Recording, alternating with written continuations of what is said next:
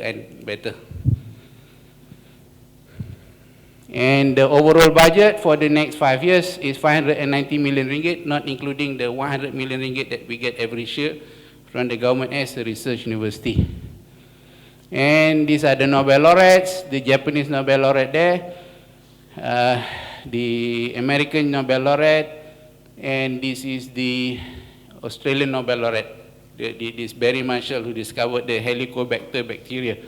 So we have now built labs for all these 3 Nobel laureates, and we are hoping to produce better research quality from this. So we actually have these labs now created for these Nobel laureates.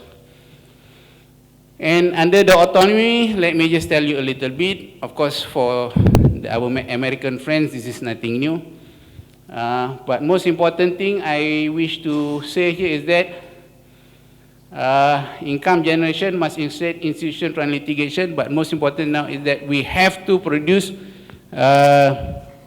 we have to generate income. So my next biggest task is actually how we want to generate income in large amounts for the university. So my role has actually become like what American University President has to do, to find more money for the university and leave the rest to my second level, you know. And this is to let you know the sort of operating costs we operate. Now, this is the university part, not including our hospital, not including the Institute of Malay Medical Center. That is another about 500 million ringgit operating cost there. So currently we at 735 million, and by 2020, 1.1 billion. But these are the KPIs set for generation of income. So, sir, this is the most difficult part in year 2020, when we have to generate 50% of 1.1 billion, but I don't think I'll be around by that time. It's okay. And under the autonomy status, these are the KPIs that will be measured. Will be measured in terms of graduate employability, high impact research outputs, quality academic staff, experienced professors, and so on. But one criteria is increase in internally generated income. So this is a major task again. By the way, this is how universities are funded in comparison with some countries. In Malaysia, 80% of our funding comes from government. In Singapore, 70%, but for most countries, it's quite low. So actually, universities in Malaysia is very much funded by government. But of course, again, at the moment, the public institutions in Malaysia cannot raise tuition fees. Okay, this may change in future, I don't know. And again, because the government wants to reduce the budget deficit, there will be cuts and so on. But never mind, this is a normal thing, not to worry. And as to the sources of future revenue, as I told you, we have one big project, which is the University of Malay Health Metropolis, a $400 million facility. So we will be a university that owns almost 2,500 beds hospital in 2 different hospitals, you know. Another one, we are working on commercial development of our land, where we will have hotels, convention centers, and things like that in the Institute of Malay campus, and this will generate good revenue. We are basically following the models of some universities in Korea, in Thailand, and so on. We have to do it now, and we are not allowed to do that, actually, by the government. Previous to this, we are not allowed to do that. There's one more, there are 2 more here, but these are uncertain. I cannot say much about it at the moment, but certainly we have schemes, and we have KPIs in terms of commercialization, in terms of IP registration, and so on. But based on our comparing notes with other universities, including NUS, there's not much that they produce from all this, even though they pump so much money into research at the moment, you know. But we don't worry so much about it, because in the University of Malaya, in terms of funding and so on in the future, and as I see it, in the next 10, 20 years before we sign some very good product to sell, would still be from traditional sources like this, plus hopefully plantation, because we do have a plantation now, and we are trying to expand that And Malaysia is one country very blessed because actually oil grows on trees, and that tree gives a lot of money for this nation also. We are trying to do that also.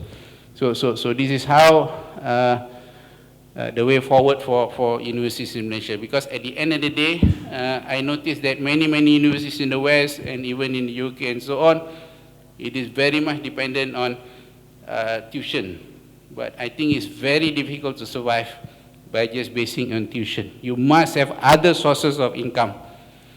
See, if suddenly the government say, okay, you can decide your own fees, wow, that's a fantastic thing for us. But we know we won't do that. You won't believe what is the fee we are charging, you know. A PhD fee in my university is only $7,000 for the whole program. We actually put in more money to give money for labs and facilities and so on, then we charge the fees, you know. Where can you get a PhD program that costs you $7,000? Is there any program like that in the world? But it is in my university, and we cannot increase that, by the way. Not even for the foreign students. We are keeping it at that, at 50% more, that's all. For a medical program in my university, it costs about $2,000 per year. Can you believe that? Yeah, Madam Paul Chan doesn't seem to believe that, you know. But for that very reason, the top Malaysian student will come to my university first. So for example, the students who enter the medical faculty or dental faculty will need to have perfect scores to get into this because it's so cheap, you know. Okay, so we get the best students lah for that matter. But this is something that we cannot question so much because the government has told us never raise the fees. You can go to other means of increasing your income, but not the fees at the moment. These are some of the key areas we are looking at in terms of research, and we are putting a lot more money into these areas now, you know. In fact, the government has decided that these are the strategic direction of our research, and we are creating a lot of research programs around this subject matter, you know. So if any of you has anyone interested to do research with us, these are some of the areas that we like to, but of course, not neglecting areas like medicine, electronics and so on, but there's a lot of money for these areas now. That's what I'm saying. Thank you very much, sir. I don't know whether... Oh, I've exceeded time. Thank you. Thank you, Tan Sri. Well, we are very short of time, so please keep your questions very short and keep your comments to the minimum.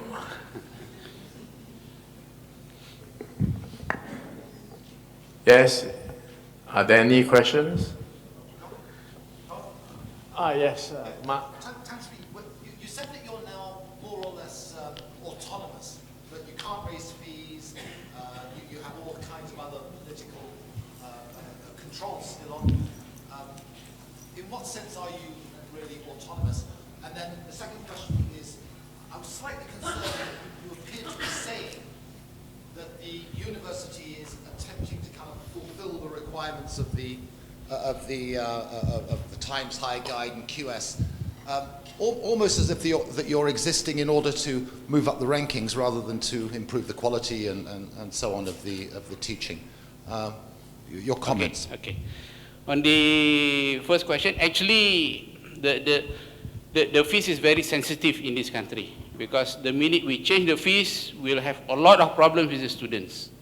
You know, so I think we also believe that we should not touch the fees now, especially when this is election year or not. You know, we may increase after that. We may. But for now, we just leave it as it is. So we work on the budget where fees is not really the main thing to come. And sorry, what was your second question? The second question is that, you know, are you chasing rankings rather than thinking about things that maybe are more important? So as I told you just now, I got 600 million because I promised something, right? If I didn't promise that, I won't get the money. And without the money, there's not much I can do in the university. So, and as I told you, the minister may change, isn't it? So you must understand the meaning behind what I'm saying, isn't it? You know? But the main thing about the ranking also is the fact that some of those criteria within the ranking helps to bring up your university profile anyway. Definitely research quality, research citation, and so on. And because I have to push up the citation and the quality, now we are able to bring in many top scientists into the university. You know, apart from those 3 Nobel laureates that you see, we have many top scientists from all over the world coming for various lengths of time.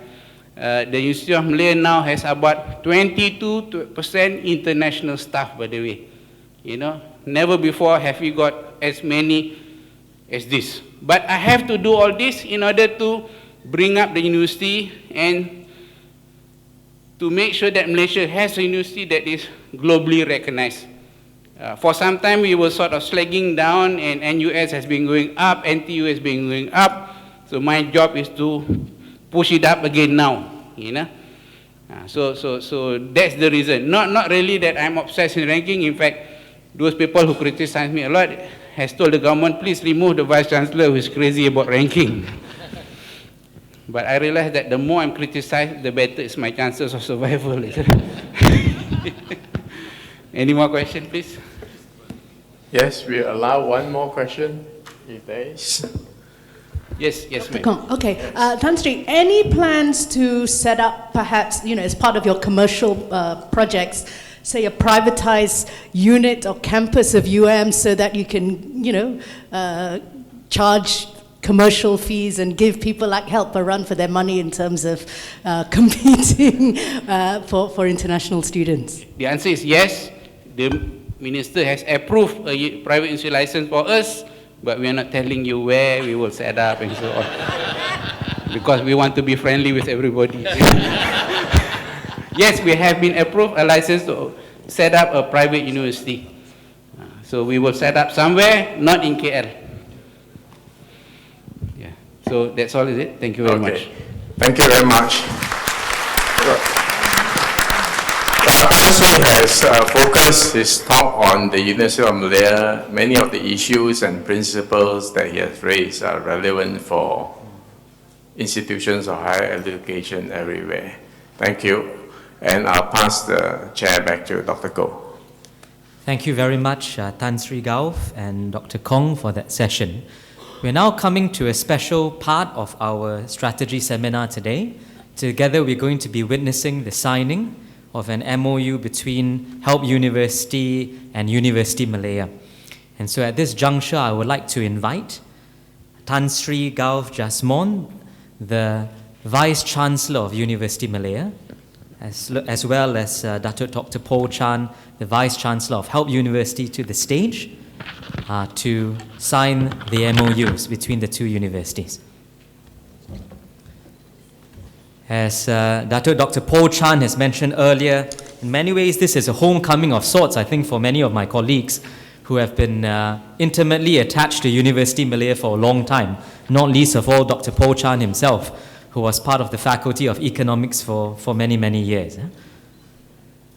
The MOU that is being signed between the two universities focuses particularly on collaboration in the areas of research as well as staff development.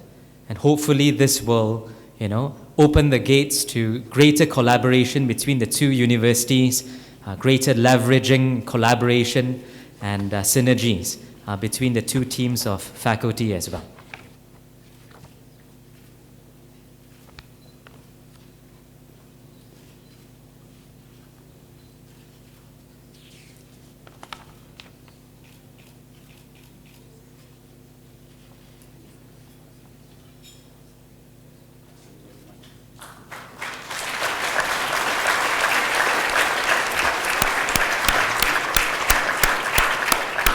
Thank you very much, Tan Sri and Dr. Paul Chan.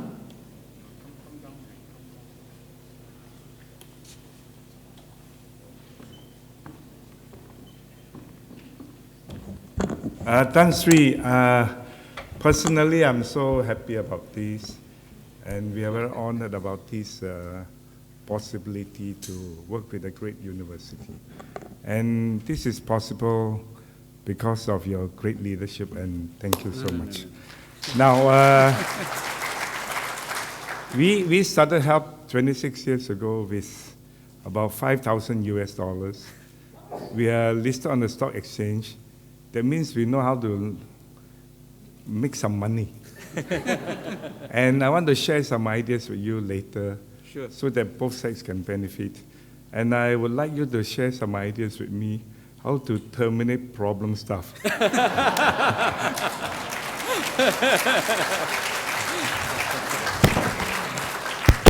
Now, thank you very much, Datuk, for the opportunity to sign this MOU with you. As far as my university is concerned, we are interested with partners who can help us to grow. And we expect that when we work together in research and so on, we want to produce good outputs. We want to produce outputs that the world wants to hear and listen. That's the most important thing. So we have certain KPIs for research and so on, and we hope that the counterparts from HELP will meet those KPIs also. Because those people in UM who cannot meet the KPIs will be the problem persons, as you mentioned.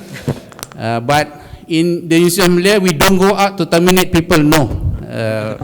But at least some staff wants to terminate me, you know. But our main aim is actually to bring up the university for the nation, because I think this is the university that the government looks forward to making sure that we build a name at the international stage. So it's a pleasure, Dato', and thank you for this opportunity.